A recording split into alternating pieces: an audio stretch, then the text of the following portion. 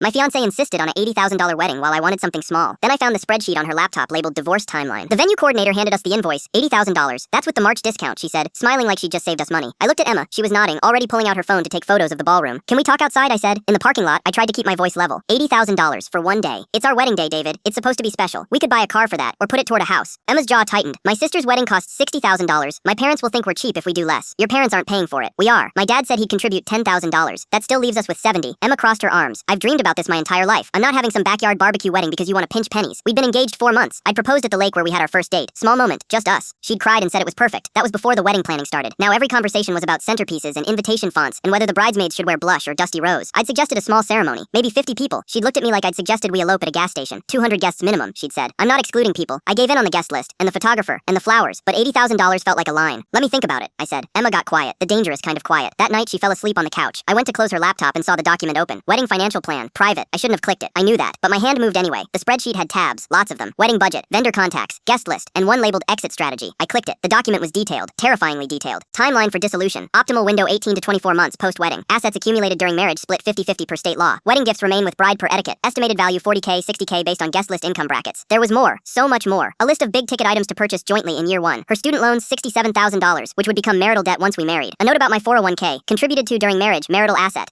At the bottom, ideal scenario, 2-year marriage, minimal conflict divorce, retain house down payment, $80K from his savings, split equity and joint assets, keep all wedding gifts and jewelry. My hands went cold. I took photos with my phone, every tab, every note, then I closed the laptop exactly how I'd found it. The next morning, Emma made coffee like nothing was wrong. So I was thinking, she said, we could probably go up to $85,000 if we do the premium bar package. It's only $5,000 more, and I'm not marrying you. She stopped mid-sentence. What? The wedding's off. The engagement's off. David, if this is about the budget, it's about the exit strategy. Her face went white. I don't know what you're I pulled out my phone, showed her the photos. Emma stared at the screen, then at me. Something shifted in her expression. The warmth disappeared. You went through my private files. You planned our divorce before our wedding. That was just protective planning. Every smart woman should what? Marry someone for their money and bail after 2 years with half their assets. She set down her coffee. You're overreacting. Your spreadsheet literally has a column for optimal exit window. This is why I kept it private. I knew you wouldn't understand financial planning. I actually laughed. That's not financial planning. That's fraud with a timeline. Emma grabbed her purse. I'm leaving. When you calm down, we can discuss this like adults. There's nothing to discuss. She stopped at the door. You're really going to throw away 3 years over a document? You were going to throw away our marriage over a profit margin. She left. I called the venue that afternoon. Canceled everything. Lost the $5,000 deposit. Didn't care. Emma texted for 2 weeks, apologizing, explaining, saying I'd misunderstood, that it was just worst case scenario planning, that she loved me. I blocked her number. My buddy Chris asked about it over beer. You really think she'd have gone through with it? I thought about the spreadsheet, the details, the timeline. Yeah, I said, I do. Dodged a bullet, man. I looked at my bank account, my 401K, my savings that still had $80,000 in it, more like a financial missile. I saw Emma's engagement announcement 6 months later. New guy, finance director at some tech company. The ring looked expensive. The wedding's in April. I'm sure it'll be beautiful. And I'm sure he has no idea she's already planned the divorce. Turns out the most expensive wedding gift you can give yourself is walking away before you're legally bound to someone's exit strategy.